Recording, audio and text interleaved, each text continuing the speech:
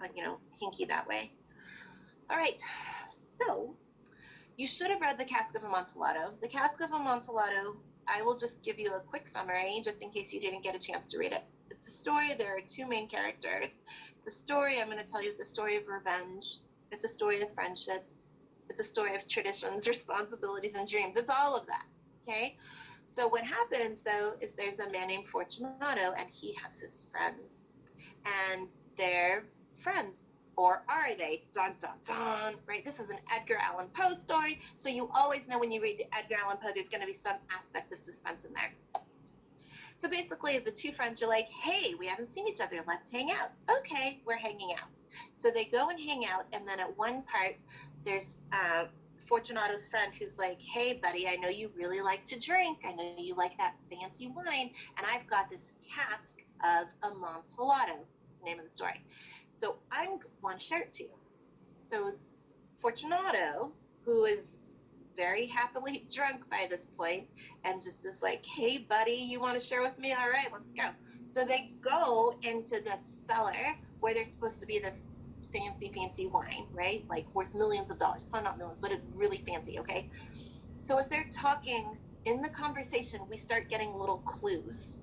There's little clues that things are not perfect between the two of them, okay? There's little clues that there have been problems, and it makes you, if you're an Edgar Allan Poe fan, you're like, something's going on here.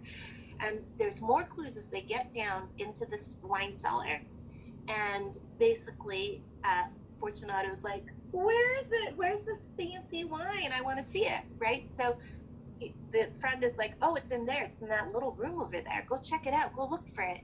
So Fortunato goes in there. He's like really stinking drunk. He's like falling all over himself. In fact, he falls down. He can't even get back up. And he says, hey, friends, come on, help me find it because I can't find it.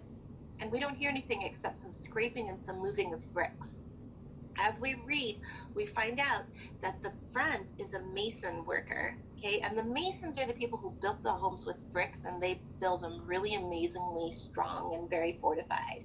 So along the way, what's happening is Fortunato's like rolling around on the ground, really happily drunk, and you just don't really hear the friends except for these bricks being laid.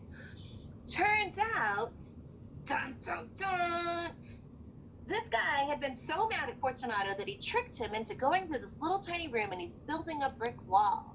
And this brick wall is going up and up and up and up and up and up in front of the doorway. And Fortunato is stuck inside, and it kind of ends with that last brick getting stuck inside.